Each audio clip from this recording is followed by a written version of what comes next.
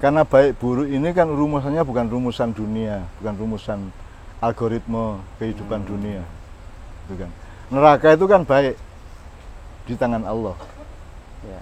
Kalau bagi kita yang berkepentingan terhadap surga, neraka itu jelek.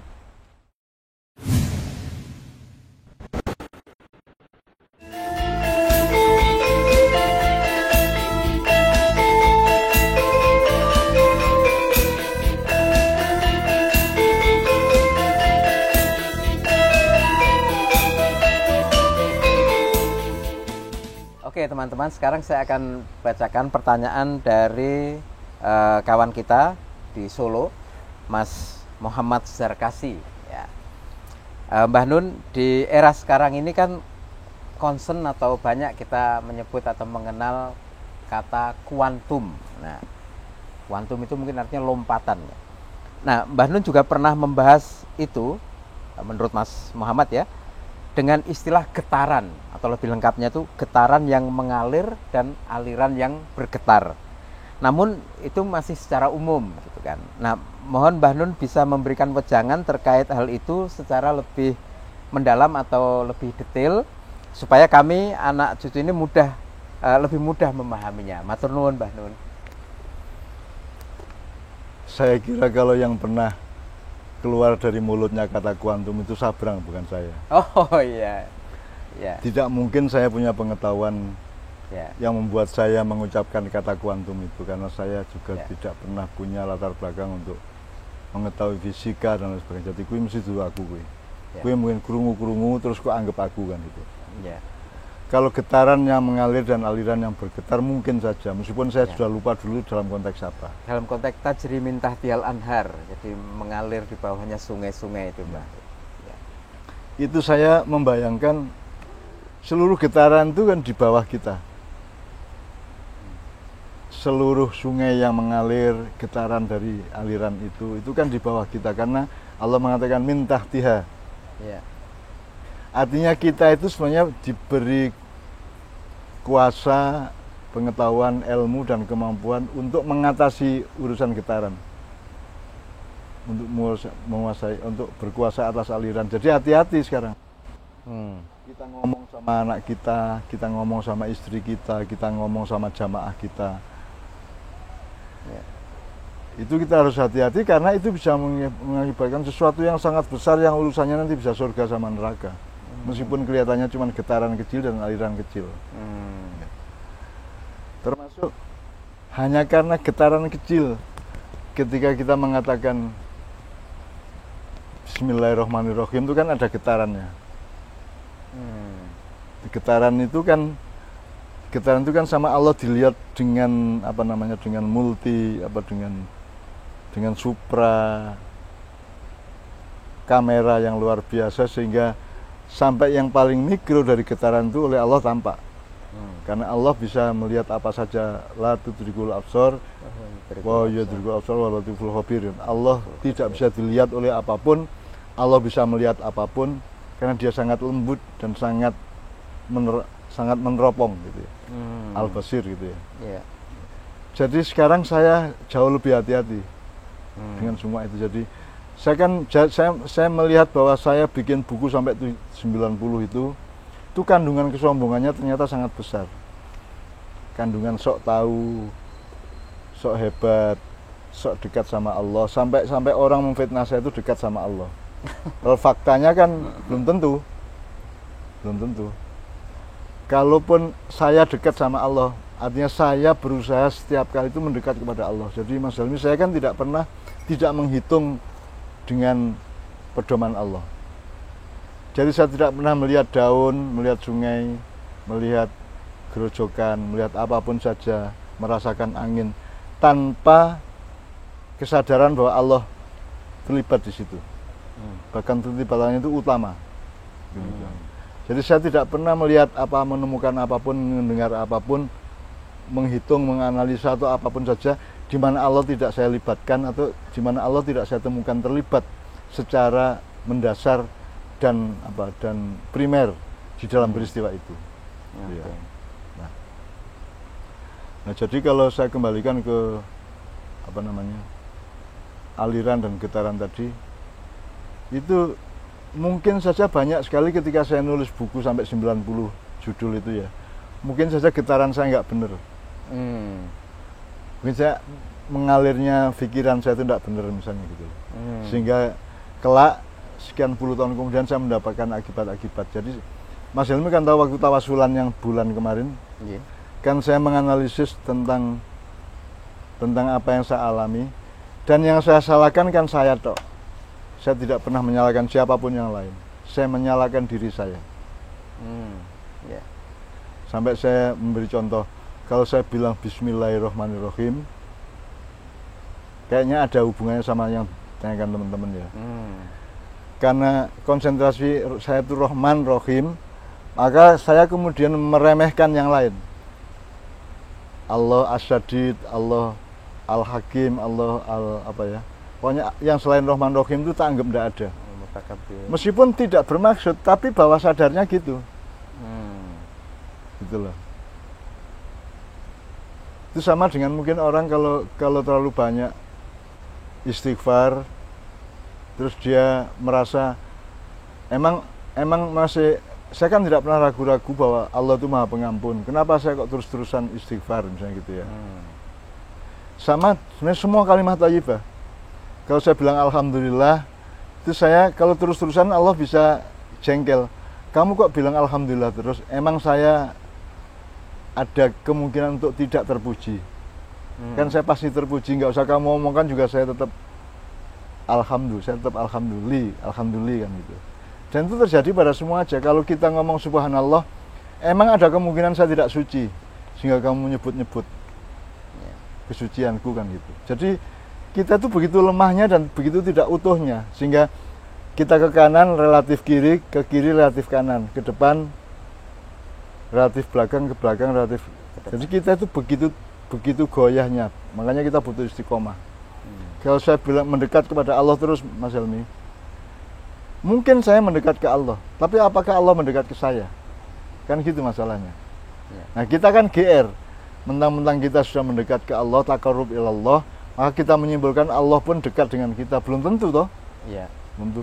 Meskipun kalau saya bilang belum tentu, Allah juga bisa maido. Loh kamu mah ragu bahwa aku dekat sama kamu, bahwa ini qorib kan gitu kan.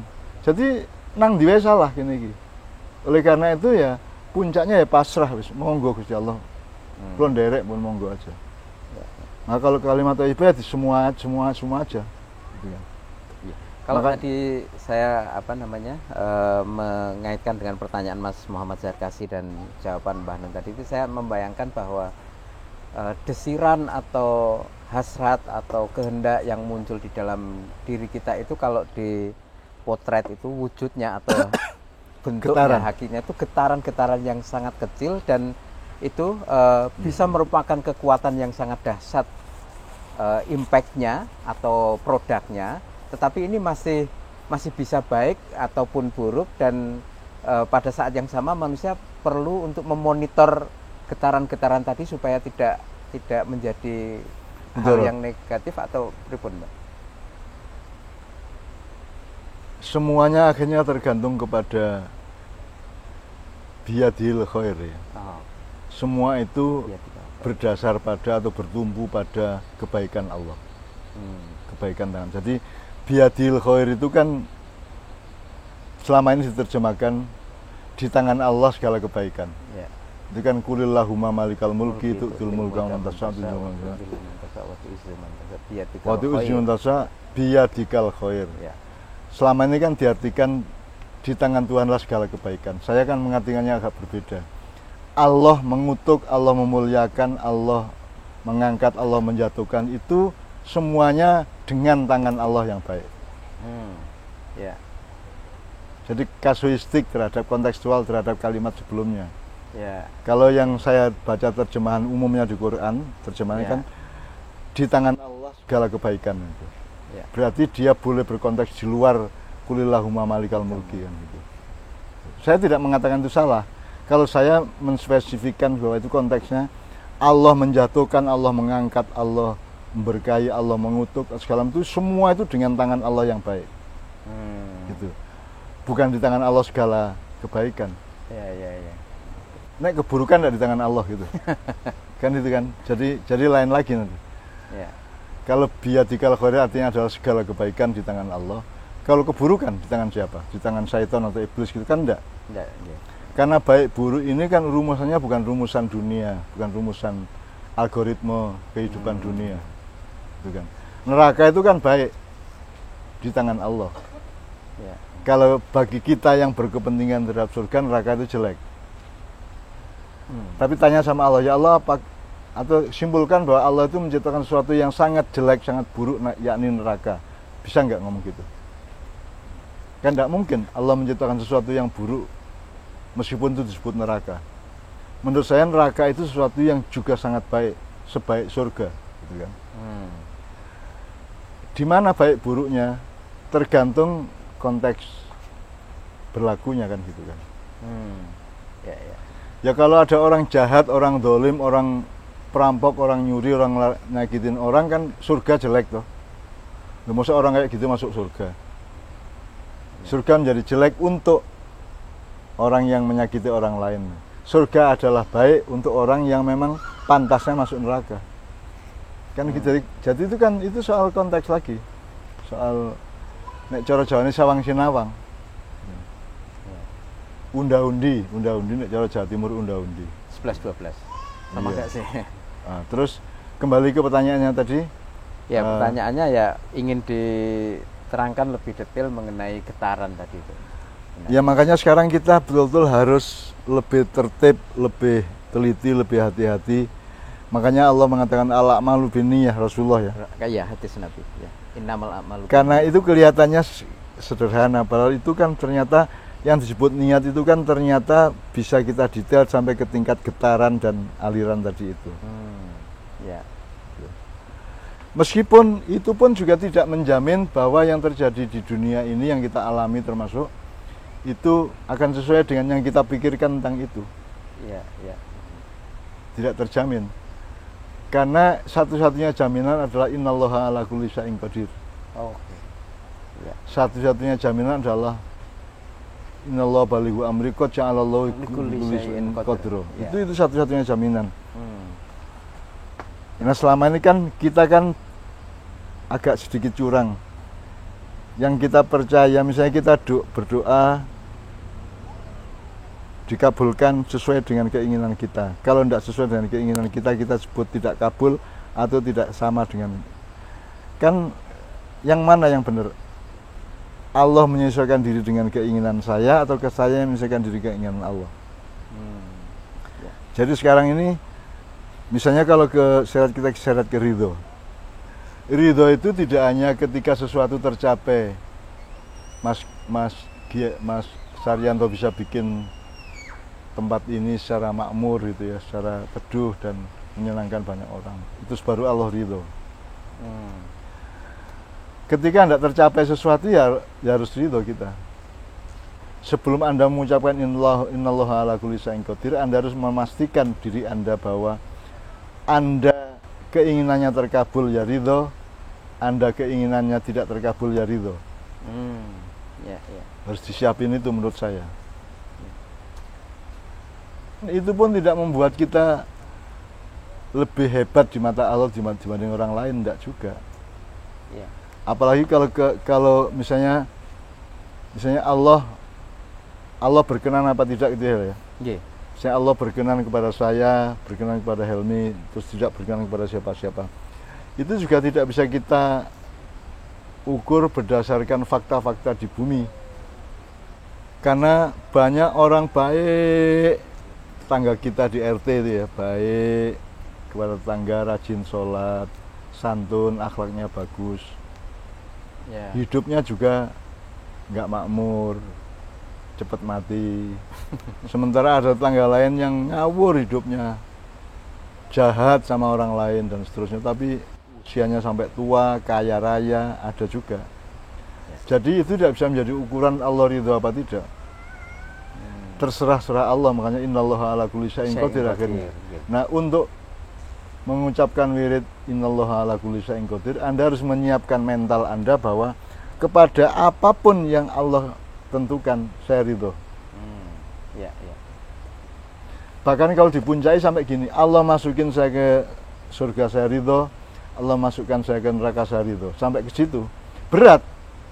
Tapi kan logikanya harus ke situ. Mau nggak mau.